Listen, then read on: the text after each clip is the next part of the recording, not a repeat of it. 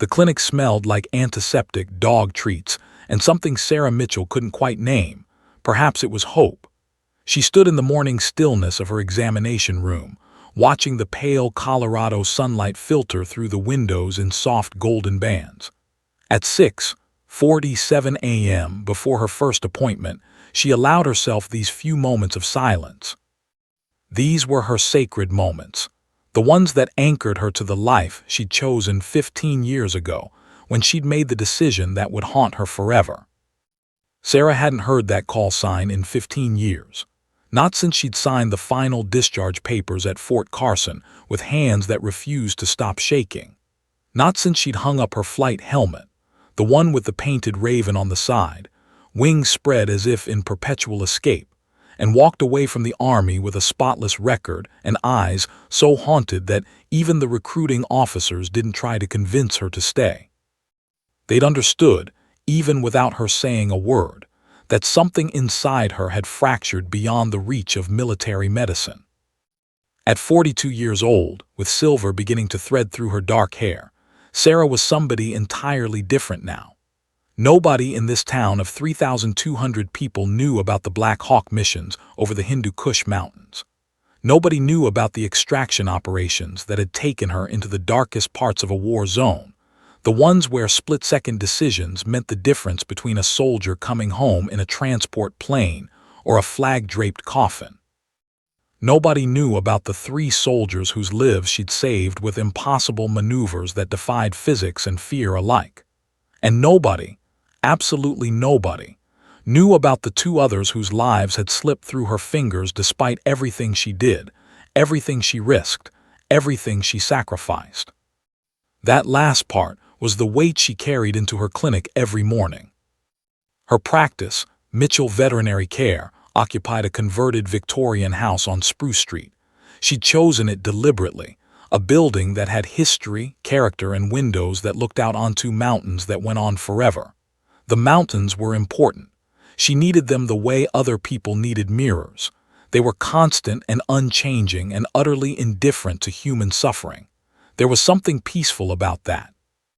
The examination table in front of her was clean and polished, waiting for the first patient of the day. Sarah ran her hand across its surface, a habit she had. She was good with animals, better with them than with people if she was honest. Animals didn't ask questions. They didn't need explanations for the distance in her eyes or the way her hands occasionally trembled without warning, usually at unexpected loud noises, or when she was suddenly awakened from the kinds of dreams that visited her with remarkable regularity. Animals accepted her silences and her grief without judgment or commentary. Her first employee, Marcus, a kind man in his 50s who'd worked in veterinary medicine for 20 years, often expressed concern about her. "You work too hard, Dr. Mitchell," he'd say. "You should take a vacation, find someone, go out on the weekends instead of volunteering with the search and rescue coordination." He meant well. They all meant well. But they didn't understand that staying busy, staying focused, staying embedded in a routine that demanded her full attention was the only way to keep the ghosts at bay. The ghosts had names. She never said them aloud anymore, but she thought them every morning when she woke up. Specialist Marcus Redhorse, who trusted her to get him home to his family in Arizona. Captain Daniel Torres, who'd been engaged to be married in 3 weeks when the helicopter went down. She thought about them while she brushed her teeth. She thought about them while she made coffee. She thought about them in the space between waking and sleeping, in that liminal zone where the past reasserted its claims on her consciousness. The phone in her office had a specific ring, 2 short bursts that sounded almost musical. She'd chosen it deliberately years ago to reprogram her startle response. Old habits died hard.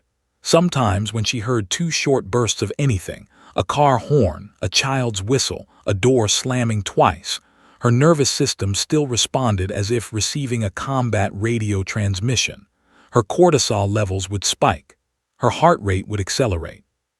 She'd have to take deep breaths and remind herself, "You're in Colorado, you're safe, that life is over." She had made peace with that trade-off. or so she told herself every single day.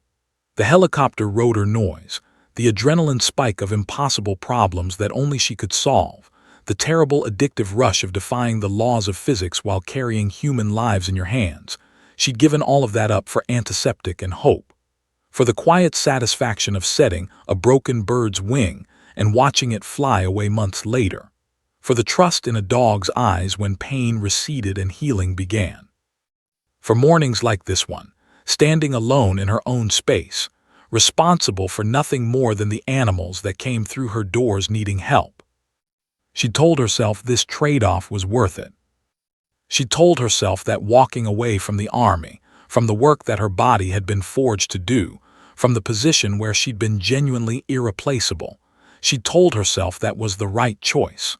Because the alternative was staying in that world, continuing to make life-or-death decisions, continuing to carry the weight of her own fallibility. She couldn't do that anymore.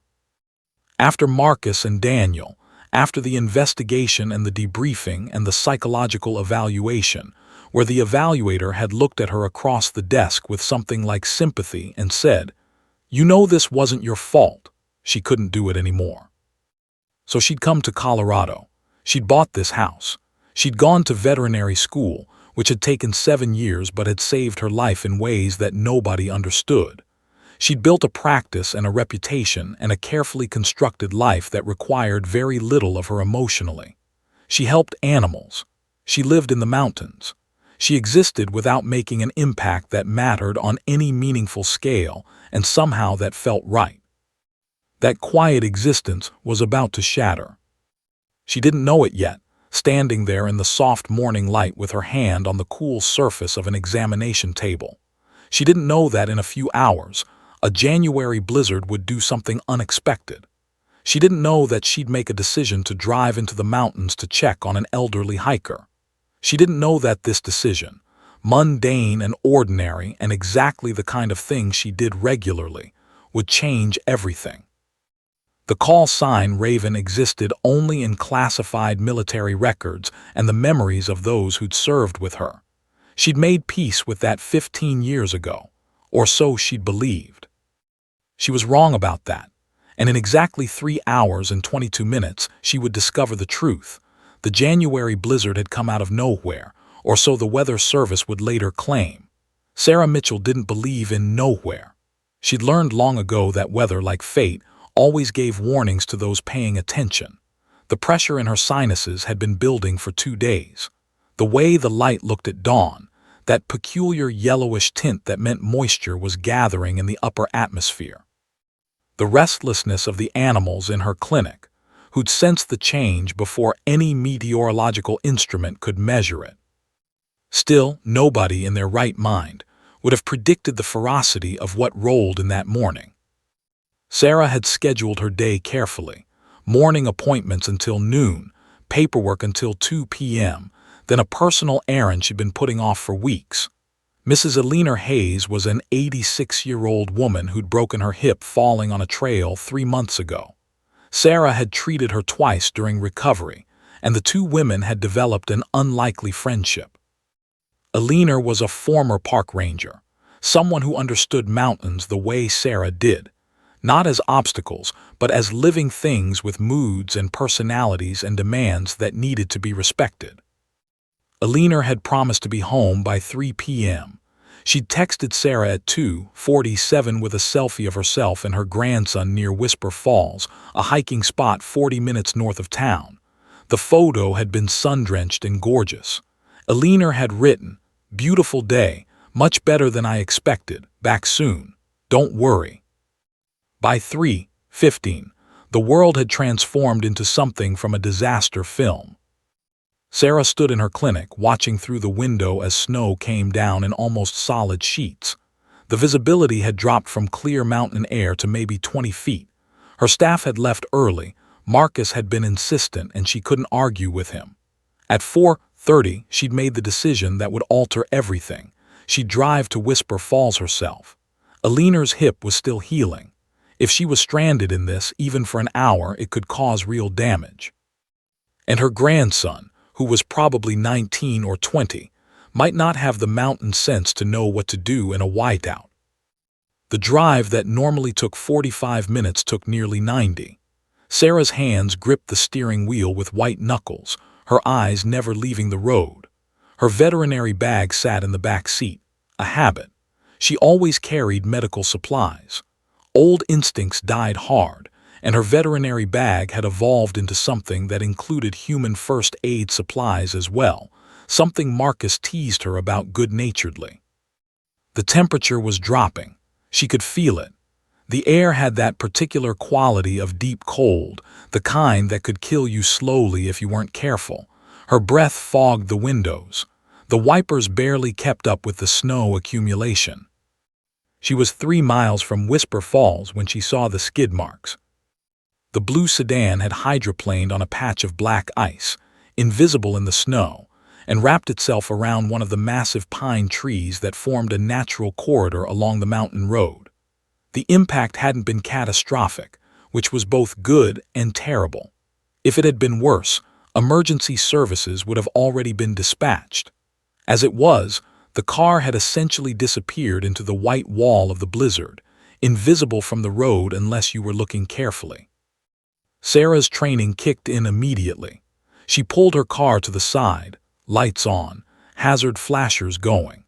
She grabbed her bag and moved toward the wreckage, her eyes taking in the scene with automatic tactical assessment, even as her civilian self was mentally running through triage protocols.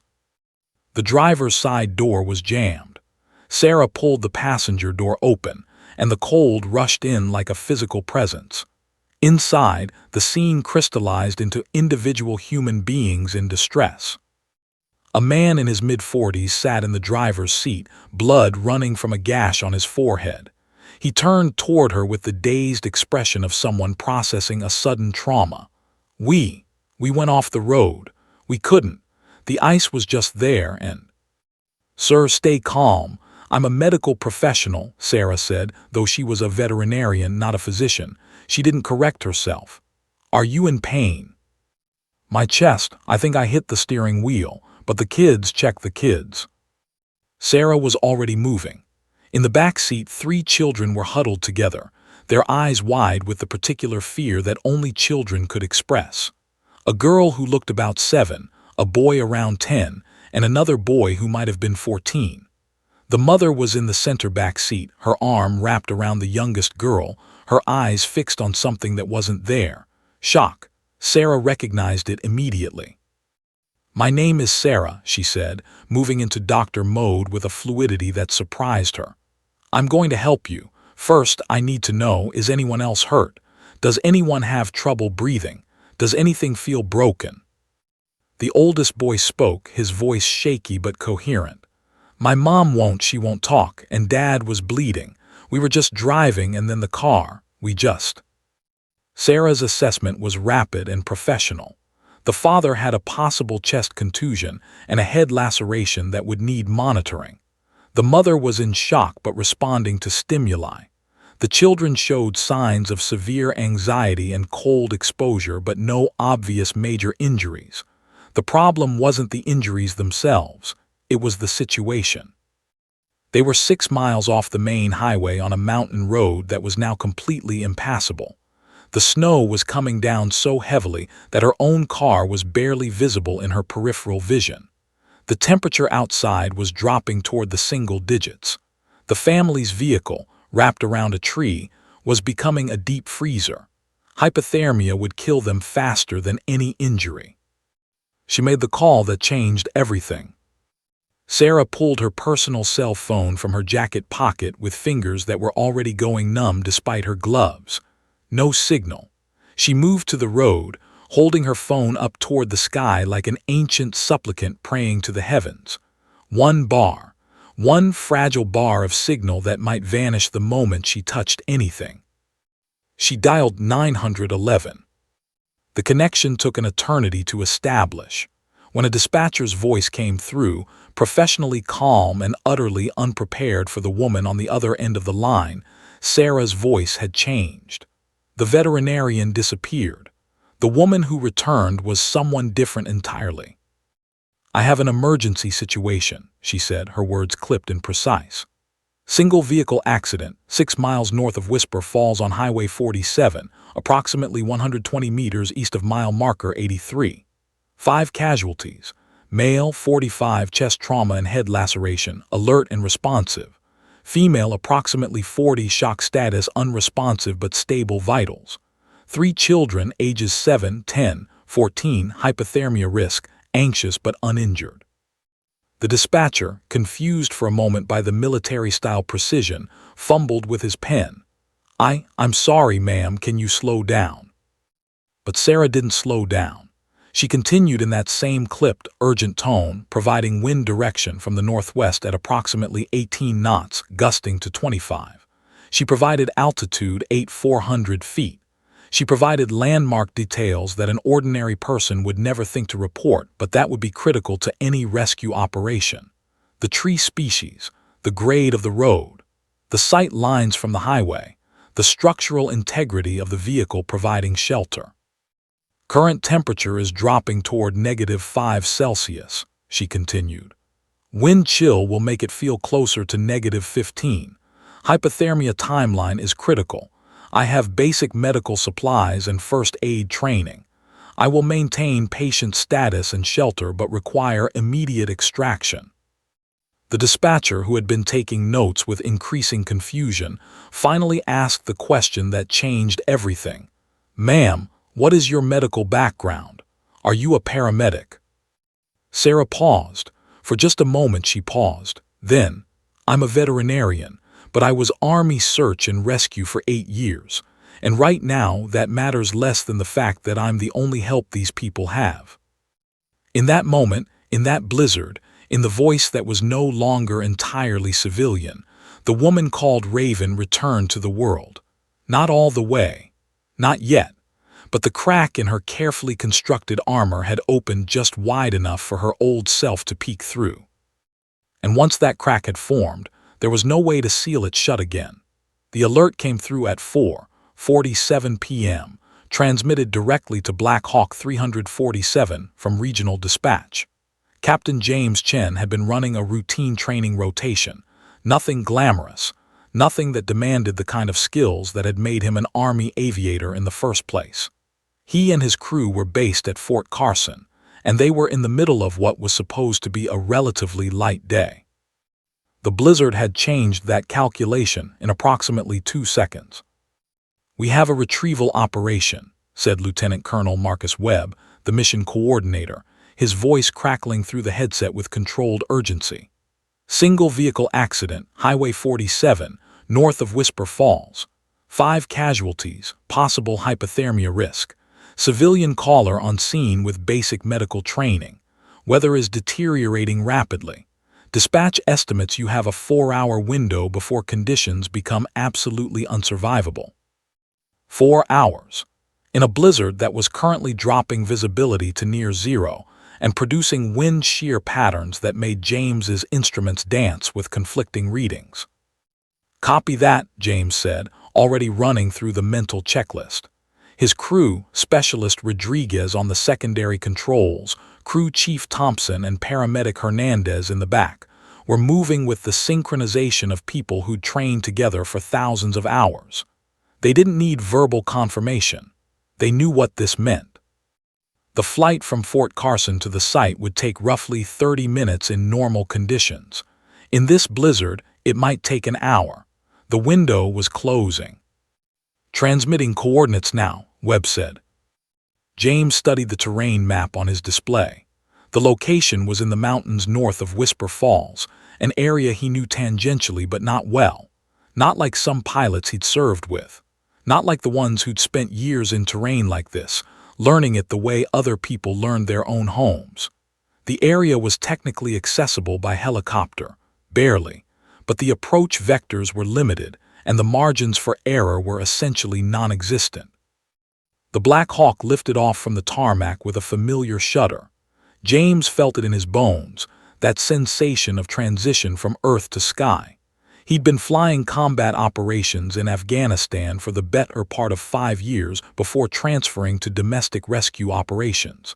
His father had been relieved by the transfer, though he'd never said so directly. James had understood anyway. After David Chen had suffered a stroke 3 years ago, his father's ability to hide his anxiety had diminished considerably. As they climbed altitude, James's father's words echoed in his mind. David had been a major in the Army, had served under a legendary pilot named Sarah Mitchell, call sign Raven. James had grown up hearing stories about this woman with something approaching reverence. His father had used her as a measuring stick for excellence, a standard that few pilots could meet. Raven would have seen that crosswind vector coming from a mile away, David would say, after James had made a mistake during training. She didn't just fly the helicopter. She flew the weather patterns. She flew the terrain. She flew the space between what was possible and what people thought was impossible. James had spent his entire career trying to become the kind of pilot his father described. So far, he'd only managed to approach the standard, never quite reach it. The radio crackled to life as they entered the coordinates into their system and headed north. A civilian voice came through, female-controlled, but with a particular quality that caught James's attention immediately. Most civilian callers in emergency situations had high voices, trembling voices, voices that reflected their panic. This woman sounded professional. "This is the on-scene responder," the voice said. "Situation update. Temperatures have dropped to -8°C. Wind gusts are accelerating. The vehicle provides minimal shelter. Hypothermia timeline is critical, especially for the children. Direct approach to the wreckage is not possible due to terrain. I'm estimating a 3-hour viable window."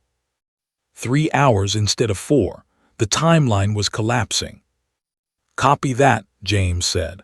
"Black Hawk 347, approximately 20 minutes to your location. Can you provide updated wind readings from your position?" The woman paused, just a fraction of a second, and then began providing information that would have seemed obscure to most people, but was pure gold to a helicopter pilot. Wind direction relative to the surrounding terrain. Wind gusts at various altitudes based on the patterns she was observing. Terrain observations that suggested how the wind would behave as it funneled through the canyon. She was describing the mountains' weather patterns with the kind of precision that required not just intelligence but extensive experience. Very extensive experience. "What's your name?" James asked, something in his voice shifting. His crew noticed. Rodriguez glanced at him with a raised eyebrow, but nobody said anything. The radio crackled with static. The woman's voice came back, quieter than before but still composed. "Sarah Mitchell." James nearly lost altitude. His hands jerked on the controls and Rodriguez immediately grabbed his own set, ready to take over if necessary.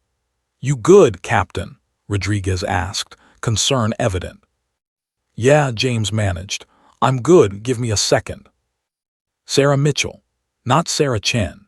Sarah Mitchell. But the voice, the tactical precision, the way she was describing weather patterns like she could read them from the air itself. James had heard that voice described too many times in his father's reminiscences. His father had played some old videos from military training exercises, showing a woman piloting a Black Hawk with movements so fluid they seemed almost choreographed against the chaos of combat conditions. "Is your father Major David Chen?" James asked, and he heard his own voice crack slightly. Silence stretched across the radio, long enough that he thought he might have lost the connection. "Yes," she finally said, her voice smaller than before. "Ma'am, I'm Captain James Chen. I'm David Chen's son. You served under my father's command." There was a longer silence this time. James imagined her standing in the snow, processing this impossible coincidence, this moment where the past and present had collided in a blizzard on a Colorado mountain. "Your father is a good man," Sarah finally said, and James heard something in her voice that he couldn't quite identify. Sadness, maybe, regret, recognition of something lost. "He talks about you all the time," James said, working the controls as the Black Hawk fought against wind shear. He calls you the best pilot he ever served with. He shouldn't, Sarah replied. Not anymore. I'm a veterinarian now, Captain. I work with animals. That's the only life I have left. But even as she said it, James could hear the doubt in her voice. Because she was doing it again. She was doing the thing his father had described, the thing that defined Raven. She was seeing problems that others would call impossible and rendering tactical solutions with the calm certainty of someone who'd spent years making life-and-death decisions.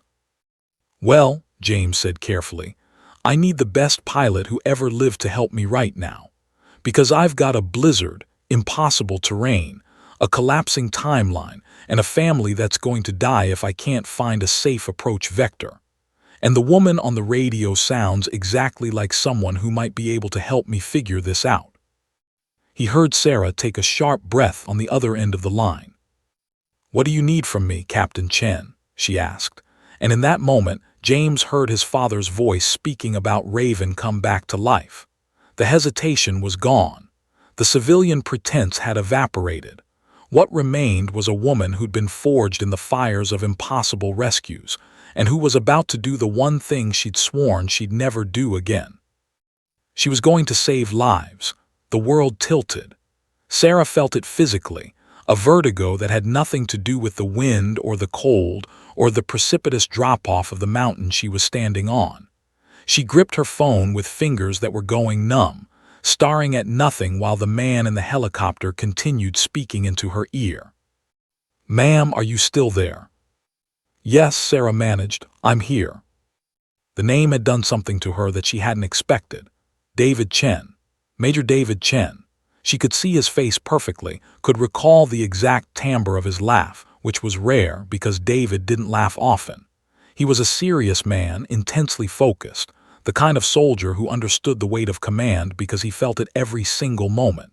She'd served with him for 4 years before her discharge, and in that time she'd come to respect him more than almost any other officer she'd worked with. And he'd had a son. Of course he'd had a son. She could remember now, it was coming back to her with the force of a physical blow. He'd shown her a photo once years ago when she'd still been flying. A young boy, maybe 7 or 8, in an army-based daycare.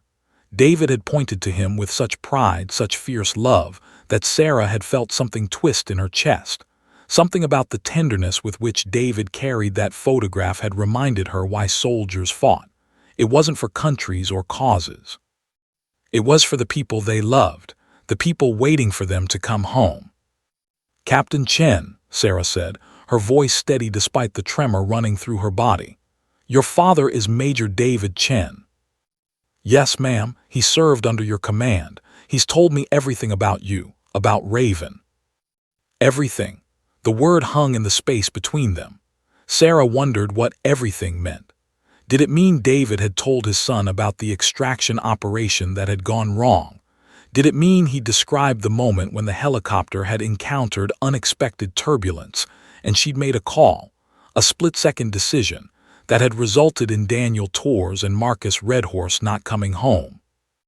Did it mean this boy, this man now, understood that the legendary pilot called Raven was really a woman broken by her own fallibility? He's a good man, Sarah said, because it was true, and because it was the only thing she could safely say. He is, James agreed. He's proud. Retired from active service 3 years ago. He had some health issues, but he's stable now. He talks about you all the time, ma'am. He says you were the most brilliant pilot he ever served with. He says you made decisions that defied logic but somehow always worked out. Not always, Sarah thought, not always. But she didn't say that. Instead, she became aware of the family in the car behind her. The father was losing consciousness. His breathing had become shallower. The mother was still in shock, her eyes fixed on some internal horror that Sarah recognized.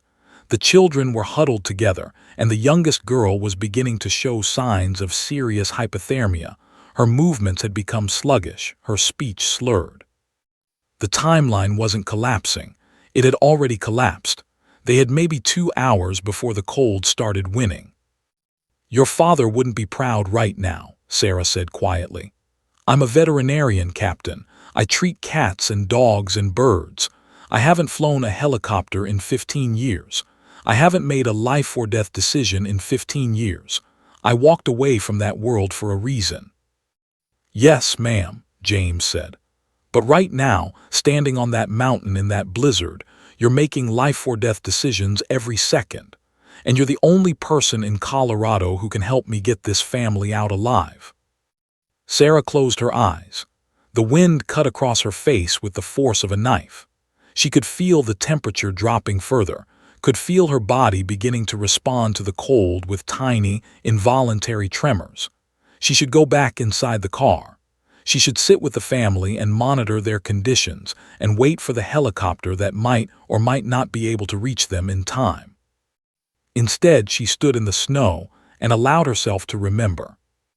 She remembered David Chen the way she'd known him, a subordinate officer with uncommon tactical sense. She remembered him in the ready room, poring over maps with the intensity of a chess grandmaster. She remembered his hands on the controls of a Black Hawk, steady and sure, responding to her commands with the kind of instinctive synchronization that could only come from absolute trust. She remembered him telling her, on his final day before transfer, that she was the reason he'd stayed in the Army. That watching her command operations, the way she held the lives of her soldiers in her hands and never, not once, treated that responsibility as anything less than sacred, had shown him what leadership could be. "I think about the people I couldn't save," Sarah said, the words coming out before she could stop them. "Every day, I think about them, and I promised myself I would never be in a position to have that responsibility again." There was a pause. The sound of the helicopter's rotors beating against the wind came through the radio. "Ma'am," James said carefully, "my father survived because you made the right decisions. Not all of them, but enough of them. And if you don't help me right now, 5 more people won't survive, and their families will spend the rest of their lives wondering what might have been different. Is that the legacy you want to leave?" It was a low blow, and Sarah recognized it as such. But it was also true. And standing there in the snow, with a family dying in a vehicle behind her, with the knowledge that she possessed skills that could save them, with a pilot who needed her guidance to accomplish what seemed impossible, Sarah felt something inside her that she'd spent 15 years trying to bury beginning to crack. "Tell me about the terrain," she said. "Tell me what you're seeing. Tell me what approach vectors you're considering." "Yes, ma'am," James said, and she heard something like relief flood his voice. "Our current position puts us 20 minutes out. Standard approach from the south would take us directly over the canyon where the vehicle is located, but the wind shear coming off the eastern ridge is unpredictable. Main rotor wash could be dangerous in these conditions. Northern approach looks clearer on the maps, but I don't know the terrain well enough to." "The maps are wrong," Sarah interrupted. "They're old, 15 years old. There's been rockfall on the northern approach that isn't documented, trust me." "I trust you, ma'am," James said immediately. "What do you recommend?" And in that moment, Sarah Mitchell made a choice that would alter the trajectory of the rest of her life. She stepped back into the role she'd abandoned. She became Raven again, if only for the duration of this emergency, if only to save a family that fate had placed in her path. "The southern approach is viable," she said, her voice shifting into that clipped, tactical tone. "But you need to come in at a different vector. You need to thread the northern canyon. It's narrower, but the wind funnels differently. I'll talk you through it." "Copy that, ma'am," James said. "Inbound, ready to receive instructions whenever you are." Sarah took a deep breath of mountain air. Behind her, a child was crying softly. She could hear it through the car window.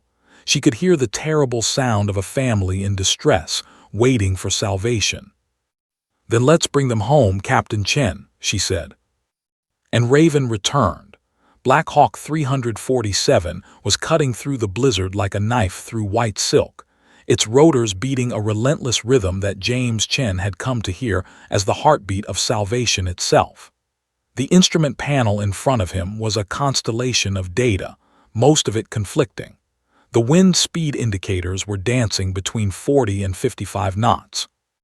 The altimeter was showing their position relative to the ground at approximately 200 feet, which in this visibility felt like flying blind at 150 miles per hour, which was essentially what he was doing. "Inbound," James transmitted to Sarah, his voice steady despite the tremor that occasionally ran through his hands. "2 minutes to your position. I'm seeing significant wind shear patterns coming off the eastern ridge, exactly as you described." "Copy," Sarah's voice came back. "I'm monitoring conditions from ground level. Wind is accelerating. I'm seeing gusts now that suggest atmospheric compression in the southern approach. That approach is getting worse, not better." Rodriguez, James's co-pilot, glanced at him with an expression that mixed concern with professional trust. Rodriguez had flown with James for 18 months, and in that time, he'd learned to read his captain's moods and intentions. Right now, Rodriguez was reading situation deteriorating and pilot working through options. "What are you thinking, Captain?" Rodriguez asked quietly, aware that their words were being monitored, but also knowing that sometimes the best tactical decisions came from quiet conversation with a trusted crew member. "I'm thinking the woman on the radio was a legend before she became a veterinarian," James said. "And I'm thinking that sometimes you have to trust the expertise you have access to, even if it violates every standard approach protocol in the manual." In the back of the helicopter, Crew Chief Thompson and Paramedic Hernandez were strapped into their seats, monitoring the medical equipment and the hoist systems that would lower them down to retrieve the family. Thompson had served 3 deployments with James and had seen him make unconventional calls before. Hernandez was newer, only 6 months into the Army, and was running through mental checklists of emergency procedures with the intensity of someone who understood that lives depended on precision. "We're going to do something a little different," James announced, broadcasting to his entire crew. "Our ground coordinator has recommended a canyon approach from the north. It's not standard protocol. It's narrow. It's technically more dangerous. But she's got local knowledge that our maps don't have, and she's going to talk us through it." "Copy that, Captain," Thompson said, his voice calm. "Just get us close enough to do our job." Sarah's voice came back through the radio, and James detected a note of surprise. "You told them my recommendation without a standard mission briefing." "Yes, ma'am," James said, "because they know that I wouldn't ask them to do something I didn't believe in with absolute certainty, and I believe in you. My father believed in you. That's good enough for this crew." There was a pause. Then Sarah said, "Understood. Inbound to Northern Canyon approach. I'm going to need you to make some precise maneuvers. The canyon narrows significantly about halfway through. There's a wind shadow zone on the eastern wall that will give you relative stability, but you have to position yourself correctly to access it." "Copy," James said. "Approaching Northern Canyon. Altitude 7,800 feet and descending. Visibility is worse in this approach. Wind is more turbulent." "That's expected," Sarah confirmed. "The turbulence is because you're hitting the mixed air layers created by the canyon walls. When you reach waypoint Alpha, that's the point where the eastern ridge comes into sharp relief. You need to bank hard to starboard and drop 50 feet of altitude. That will move you into the wind shadow. It will feel wrong. It will feel like you're flying into the mountain, but you'll be in the safest possible approach vector." James repeated back the instructions, his hands already preparing for the maneuver. His instruments were giving him different information than what Sarah was describing, but he'd learned long ago that instruments could lie. Instruments reflected what the world had been a few seconds ago. A skilled pilot's intuition reflected what the world was right now. "Approaching waypoint Alpha," James transmitted. "Visual acquisition of the ridge system you described, banking to starboard, dropping altitude. This feels tight, ma'am." "It is tight," Sarah agreed. "But you've got clearance. The canyon floor is at 7,200 feet. You're at 7,150. Main rotor clearance above the western wall is approximately 40 feet. You've got room. 40 feet, the length of a school bus. The space between the spinning death of the main rotor blades and the stone-hard reality of a mountain wall. James kept his breathing steady as the canyon walls rose up on either side of him, and the visibility dropped to almost nothing. "You're doing good, Captain," Sarah said, and her voice had changed. It was softer now, but not weaker. It was the voice of someone who understood exactly what he was experiencing. "I've flown this space before. You're right where you need to be." "How long is this canyon approach?" Rodriguez asked, his voice tight. "Approximately 2 kilometers," Sarah replied. "The narrowest point is at 1.2 kilometers in. That's where the wind shadow is strongest. After that, the canyon widens significantly and you'll have more maneuvering room."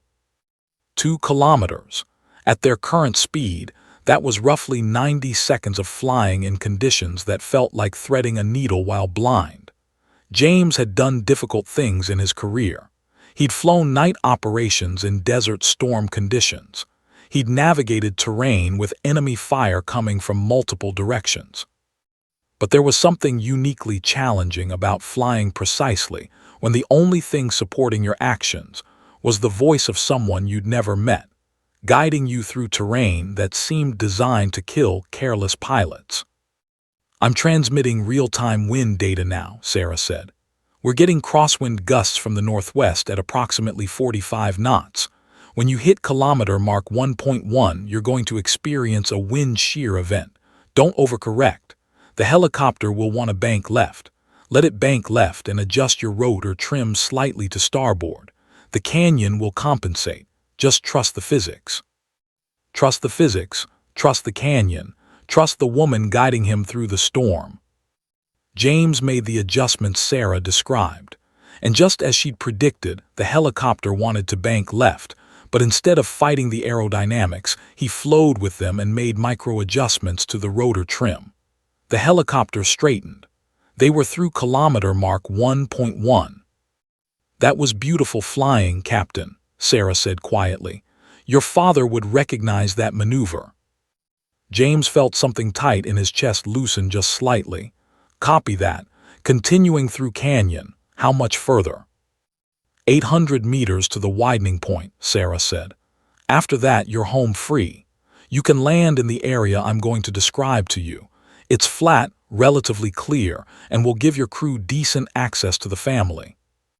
The helicopter continued through the canyon, and with each passing second, James understood what his father had meant about Raven. This wasn't just skill. This was something deeper, a kind of communion with the air itself, an understanding of how wind and terrain and physics all combine to create environments that most people would call impossible. But Raven didn't see impossible. She saw problems with solutions, if you were willing to trust her guidance completely. "Widening point ahead," Sarah announced. "You're clear, you can climb altitude now." The canyon walls receded, and suddenly the Black Hawk had room to move. James felt the immediate relief, the expansion of options that came with space. "You did it, Captain," Sarah said. "You're inbound to the landing zone. You've got 5 minutes until weather window closes completely. Make it count." "Copy that," James said. "Preparing for descent to landing zone. Thank you, ma'am, for coming back, for trusting me enough to guide me through that." There was a long pause. When Sarah spoke again, her voice was thick with emotion she was trying to suppress. "Just bring them home, Captain Chen. That's all I need from you. Just bring them home." Landing zone was barely adequate. From James's perspective in the cockpit, it looked like trying to balance a school bus on a postage stamp. The snow had obscured the terrain details, making it difficult to judge exact elevations and obstacles. But Sarah had described it precisely. Approximately 50 meters of flat terrain, with a slight eastern slope that would provide drainage if they needed to put weight on the landing skids for more than a few minutes. "I have visual on your landing zone," James transmitted. "It's smaller than I'd like but workable, descending to 50 feet AGL." Copy, Sarah said. Wind is accelerating. I'm reading gusts up to 55 knots now. You've got approximately 8 minutes before conditions become unsurvivable for personnel on the ground. 8 minutes. The phrase hung in the air like a countdown. Thompson and Hernandez were already positioned for deployment. The hoist system was checked and ready. The medical equipment was organized precisely according to protocol. In training exercises, they could extract a family of 5 in approximately 4 minutes once they had ground access. In real conditions, with an injured adult and children in shock, that timeline might extend to 6 or 7 minutes. That left a margin of error measured in seconds. James brought the Black Hawk down with movements so precise they seemed almost surgical. The snow kicked up around the landing skids, creating a temporary whiteout that made him rely entirely on the altimeter and the landing gear contact sensor.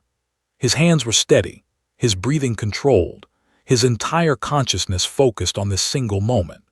15 years of training, hundreds of flight hours, every lesson learned in combat and rescue operations converged in this landing. The helicopter touched ground with a gentle bump that barely registered. They were down. Skids on Earth, James announced. Thompson, Hernandez, your go for deployment. The crew chief and paramedic were already moving. The side doors of the Black Hawk dropped open, and the mountain wind immediately rushed in, brutal, cold, and carrying snow that stung like needles. Thompson lowered himself first, using the external ladder to reach the ground. Hernandez was right behind him, carrying medical supplies and the stretcher they'd need for the injured adult. Sarah's voice continued through the radio, providing updates James could no longer see. Thompson has visual on the family. They're approximately 30 meters to your northeast.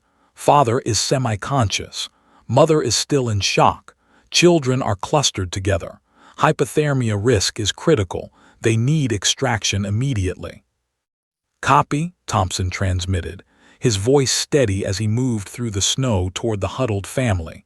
Visual on subjects. Father appears to have chest trauma and possible head injury. Mother is unresponsive but breathing. Children are alert but showing signs of severe cold exposure. Inside the helicopter, Rodriguez monitored the fuel consumption, the wind conditions, and the minute-by-minute deterioration of their safety margins. Behind him, the hoist operator stood ready to assist with the extraction if ground extraction became impossible. Everything was in motion. Everything depended on speed and precision. First casualty secured, Hernandez reported. The paramedic had reached the father and was performing a rapid assessment. Male, approximately 45, chest trauma, head laceration, cold exposure. Vitals are weak but present, moving him to stretcher now. Outside, Sarah stood watching the scene unfold. She had moved closer to the landing zone, close enough to see the helicopter, close enough to observe the rescue operations in real time.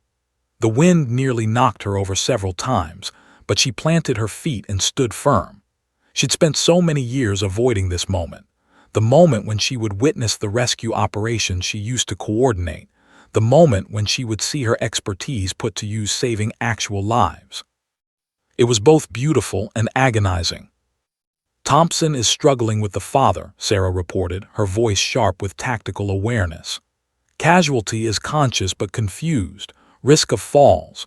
Rodriguez, maintain current rotor speed. Wind gusts are increasing.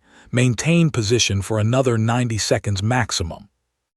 Rodriguez's hands tightened on the controls. 90 seconds. In 90 seconds, they either had everyone aboard or they had a catastrophe. Father secured on stretcher, Thompson announced. Hernandez is connecting to the hoist, preparing for extraction. The hoist operator inside the helicopter began the extraction sequence. The winch engaged with a mechanical whir and the father, a man Sarah had treated 3 hours ago and had no idea who she was, began ascending toward the helicopter on a stretcher suspended by steel cable. Snow swirled around him.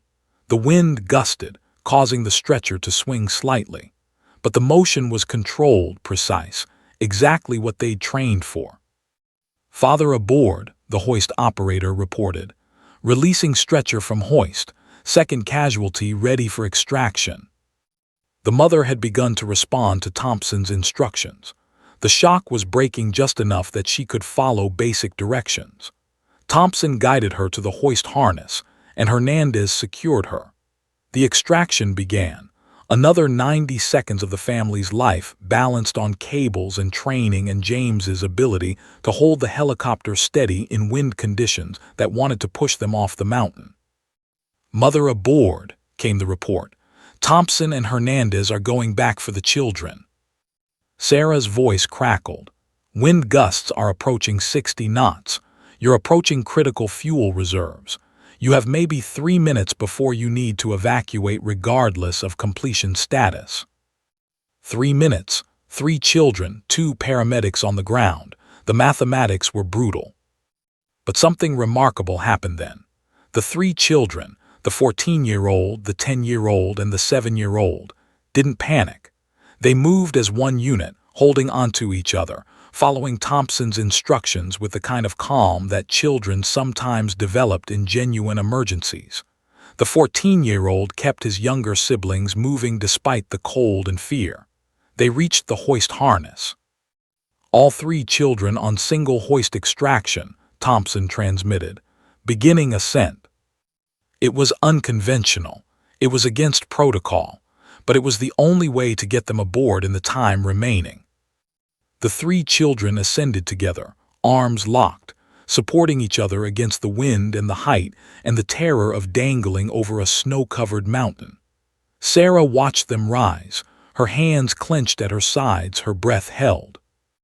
"Children aboard," the hoist operator called out. Releasing hoist, Thompson and Hernandez returning to helicopter. The 2 paramedics sprinted toward the Black Hawk, moving against the wind that had now reached gusts of nearly 65 knots. Thompson reached the ladder first, pulled himself up with the desperation of a man who understood how close they were to the edge. Hernandez was right behind him. "Thompson aboard, Hernandez aboard, all personnel extracted," James announced. "Disengaging skids going to flight." The Black Hawk lifted off with barely a second to spare. The landing zone, which had been their island of salvation, suddenly became a point in the distance below them. The wind tried to push them sideways, but James compensated with years of muscle memory and the reflexive understanding of how to ask a helicopter to do the impossible. "Family secure," Hernandez reported from the back. "Father is stable. Mother is beginning to respond. Children are in shock but physiologically stable. All vitals within acceptable parameters for field conditions." "Copy," James said, and then he transmitted to Sarah. "Family secure, ma'am, we're heading out." There was a long pause. Sarah stood alone in the snow, watching the helicopter disappear into the blizzard, carrying the family she'd found, the family she'd guided to safety, the family she'd saved by being exactly who she'd tried so desperately not to be anymore. "Godspeed, Captain Chen," Sarah's voice came through the radio, small and distant and thick with emotions she couldn't quite suppress. "Welcome to the wait." And James understood in that moment exactly what his father had meant about Raven. The weight wasn't something you carried alone. It was something you carried with everyone you'd ever saved, everyone whose lives you'd touched, everyone who walked away because you'd made the right decisions even when they cost you everything. Sarah didn't sleep that night. She sat in her clinic's back office, the lights off, the darkness complete except for the ambient glow filtering through the windows from the streetlights outside. She could still hear the helicopter rotors beating against the wind. She could still see the snow falling in thick curtains. She could still feel the weight of the moment when everything changed. The rescue had been successful. The family name she'd learned in the hospital where she'd driven after the extraction was alive. The father, Richard Martinez, was recovering from his chest trauma in intensive care. The mother, Elena, was being treated for shock and hypothermia. The 3 children, Miguel 14, Diego 10, and Rosa 7, were in the pediatric wing already showing signs of recovery. They would live because of her, because of James Chen. Because the mountain had allowed them passage through its territory, and they'd had the skill and courage to navigate it. It should have felt like victory. Instead, it felt like the moment before a catastrophe. Her phone wouldn't stop ringing. Marcus had called at 8 p.m. to tell her that news outlets had picked up the story. The local ABC affiliate was already running a segment about the mysterious pilot who guided a Black Hawk rescue through impossible terrain. The Denver Post was working on a feature. Social media had exploded with the story. A family saved in a blizzard, a helicopter navigating a canyon that shouldn't be navigable, a call sign mentioned in radio transmissions that sent people who understood military aviation running to the internet to search historical records. Raven. The name was out there now, resurrected from classified files and military memory. People were beginning to connect the dots. Sarah had asked James not to mention her name on the radio, but it was too late. The transmissions had been recorded. The transcripts were already being analyzed by aviation enthusiasts and military historians. Comments were appearing on forums. Is this the Raven, the one who flew the Henderson extraction? That voice matches the tone analysis profile of Major Sarah Mitchell from the 2009 rescues. She's been alive this whole time. Where did she go? The quiet life was ending. She could feel it with the same certainty she'd felt the blizzard coming 3 days ago. At 6 a.m., Sarah made coffee and tried to prepare herself for the day. She had appointments scheduled: a rabbit with a respiratory infection, a golden retriever with a torn ligament, a cat with hyperthyroidism. Ordinary work, healing work. The kind of work that had saved her sanity for 15 years. She was pulling up the appointment schedule on her computer when Marcus arrived, earlier than usual, with an expression of deep concern. "Have you seen the news?" he asked, not bothering with pleasantries. "Some of it," Sarah replied. "They're calling you a hero, Dr. Mitchell. The family you saved. They're doing interviews. The father is telling everyone about the woman who found them. The military is making statements about your role in the extraction. And somebody, I don't know who, has connected you to a pilot named Raven who was Army for 8 years. The phones have been ringing all morning. I've got reporters asking if you're in the clinic. I've got social media notifications coming in faster than I can read them." Sarah set down her coffee cup with deliberate care. "Cancel today's appointments," she said quietly. "What?" "Cancel them. Tell the clients we have an emergency. We'll reschedule. I need time to," she trailed off, because she had no idea what she needed time for. To prepare for what was coming, to figure out how to explain the inexplicable, to decide whether to run again or finally face the thing she'd been running from. Before Marcus could respond, a knock came at the clinic's front door. Not a patient, too official, too early. Sarah opened the door to find 3 people in military uniforms, though 2 of them wore civilian coats over their dress uniforms. The woman in front was in her mid-60s, with iron-gray hair and the bearing of someone accustomed to command, Colonel Margaret Reeves. Sarah recognized her immediately, though they'd never officially met. Reeves had been mentioned in briefings, had received reports on Sarah's operations, had been the one who'd signed off on her discharge. "Dr. Mitchell," Reeves said, extending her hand. "I'm Colonel Margaret Reeves, Army Search and Rescue Division. We need to talk." It wasn't a request. They sat in Sarah's office, the same office where she'd treated animals for 15 years, where she'd built a life of small kindnesses and deliberate insignificance. Reeves settled into the chair with the casualty of someone who'd sat in countless uncomfortable situations and found them all equally irrelevant. "You guided a Black Hawk through a terrain feature that wasn't supposed to be navigable," Reeves began without preamble.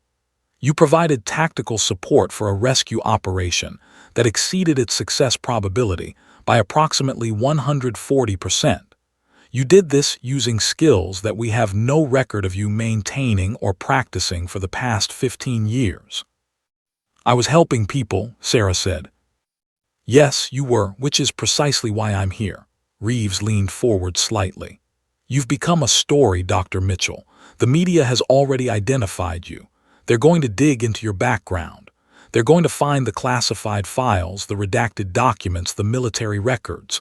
Your anonymity, which I understand was important to you, is gone. It's not coming back. The question now is what we do about it."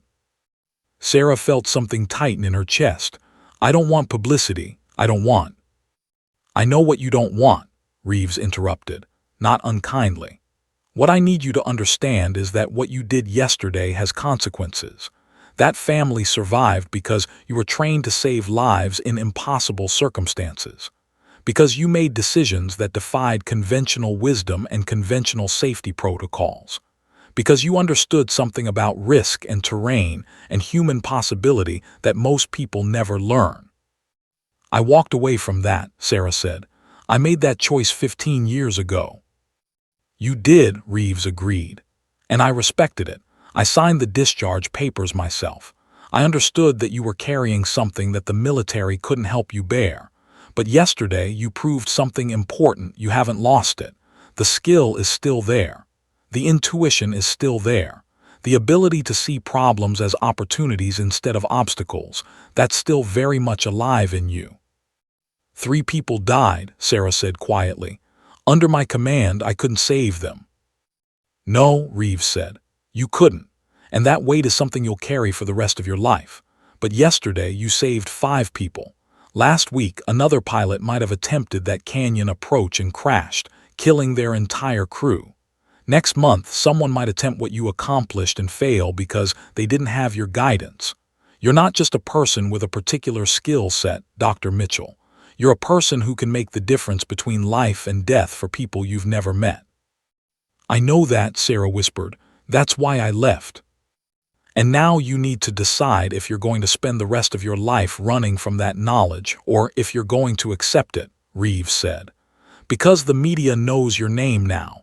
Your identity is going to be public. The question is, what do you do with that?" Sarah looked out the window at the mountains. The blizzard had passed. The snow was pristine and beautiful and utterly indifferent to the moral conflicts of the people living beneath it. "I can't go back to flying," Sarah said. "I can't command operations. I can't make myself responsible for that again." "No one's asking you to," Reeves said. "But we could use you in other capacities, consulting on rescue operations, training pilots, strategic planning. You could work part-time, maintain your veterinary practice, have a life outside the military framework. But you wouldn't be running anymore. You'd be integrating.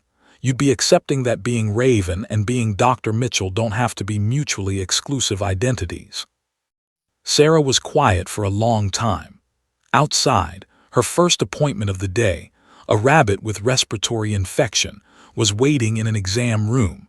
An ordinary animal with an ordinary problem that she could solve with ordinary medical care.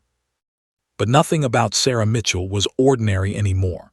3 weeks after the rescue, Sarah Mitchell stood in the waiting room of her veterinary clinic and looked at the wall where her diploma hung. A doctor of veterinary medicine from Colorado State University, earned over 7 years of intensive study and sacrifice. Next to it, she'd hung something new, a framed photograph of the Martinez family, taken in the hospital after they'd all been discharged. Richard was still in a sling from his chest trauma, but he was smiling. Alina had her arms around the 3 children, all of them looking directly at the camera with the particular radiance of people who'd been given a second chance at life. The photo had been sent with a letter. Sarah had read it so many times that she could recite it from memory. "Dear Dr. Mitchell, we don't know your name and we don't know who you are, but we know you saved our lives. You found us in the dark. You guided the helicopter to us. You made it possible for us to come home. Our children will grow up because of you. We will have Christmas together this year. We will watch Miguel graduate high school. We will see Diego play soccer and Rosa learn to dance. We have a future because you refused to let the mountain win. Thank you for being brave when we couldn't be. Thank you for being exactly who you needed to be when we needed you most. The Martinez family." Sarah had cried when she read it. She'd cried again when she'd had it framed. The decision had come to her not through dramatic revelation but through quiet accumulation. She'd spent a week in the clinic doing ordinary work, treating animals, listening to their owners describe their pets' ailments, feeling the satisfaction of diagnosis and healing. And she'd realized something that had surprised her. She didn't want to give that up. She didn't want to stop being a veterinarian. That identity wasn't a mask anymore. It was genuinely, authentically part of who she was. But neither was Raven. Colonel Reeves had been right about one thing. She couldn't run anymore. The moment she'd guided James Chen through that canyon, the moment she'd chosen to trust her training and her instinct, the moment she'd let herself remember who she actually was, she'd made it impossible to hide. And perhaps more importantly, she'd realized that hiding had never actually made the weight lighter. It had only dispersed it, spread it across 15 years of quiet denial. The alternative, Reeves had suggested, was integration. Not returning to the military as a pilot, not command authority or operational control, but consulting, advising, teaching, being available for the kind of decisions that nobody else could make, for the kind of problems that demanded someone who'd spent 8 years learning how to navigate impossible terrain with human lives in their hands. Sarah had spent 2 weeks considering the offer. She'd talked to Marcus about it. He'd been surprisingly supportive. "You know," he'd said, "I've always suspected there was more to you than animal medicine. Not that animal medicine isn't important, it absolutely is. But there's something about you when you're solving problems. Something that comes alive.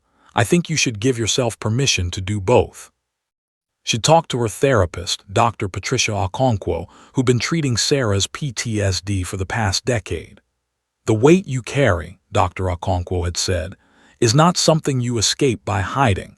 It's something you integrate by accepting. If you can find a way to honor both parts of yourself, the healer and the rescuer, then maybe you can finally let go of the guilt about the ones you couldn't save."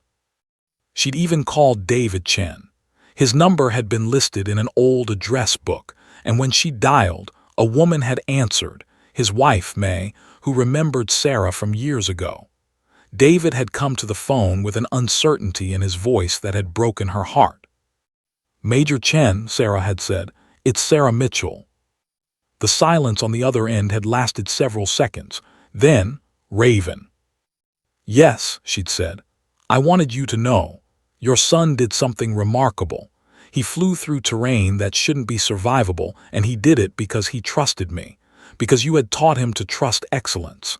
I wanted to tell you that I'm proud to have served under your command, and I'm honored that your son inherited your integrity."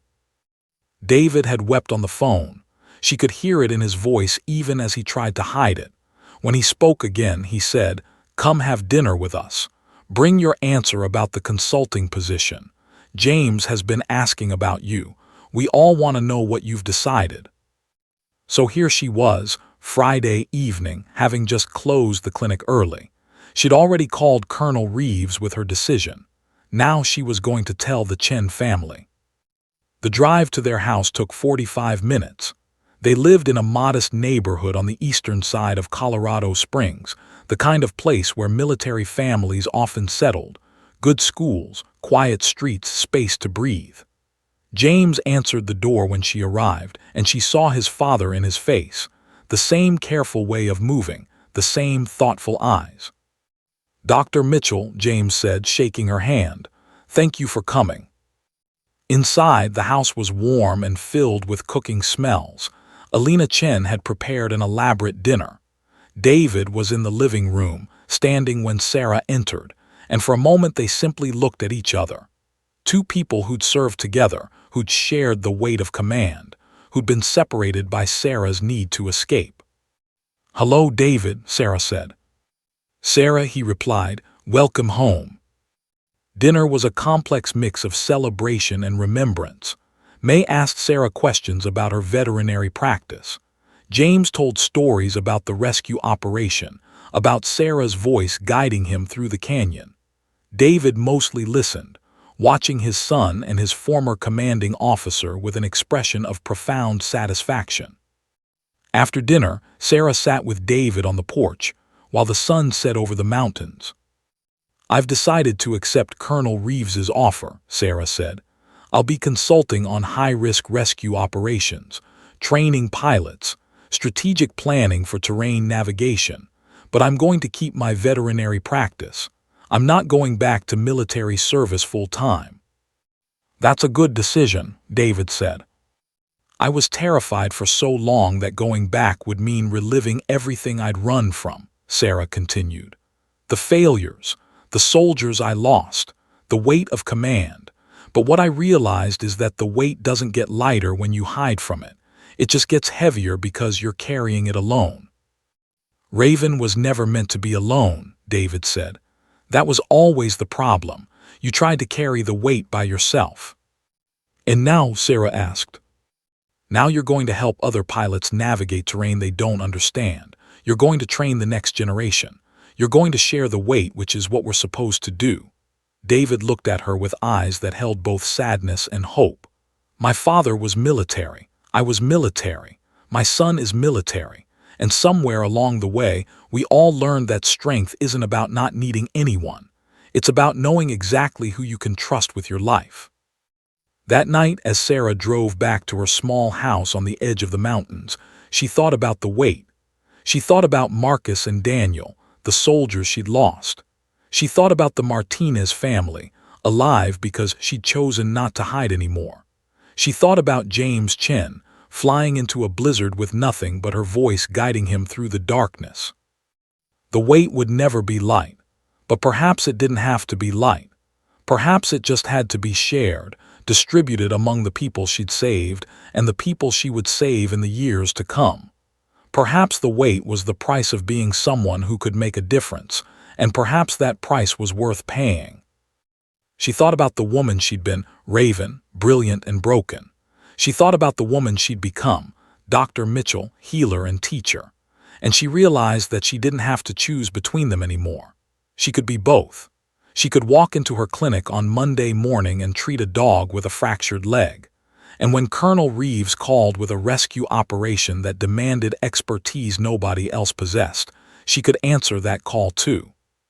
She could be whole. The mountains rose up around her as she drove, ancient and indifferent and eternally patient. They'd been witness to her escape and her return. They'd carried her loss and her redemption. And somewhere in a Black Hawk flying over those same mountains, a pilot was training, learning to see the world the way she'd taught him to see it. The legacy would continue, not as a ghost story about a pilot who disappeared, but as a living practice of excellence passed from one generation to the next, carried forward by people who understood that some skills are too important to let die. Sarah Mitchell, Dr. Mitchell Raven, whatever name she needed to answer to, finally went home. The end.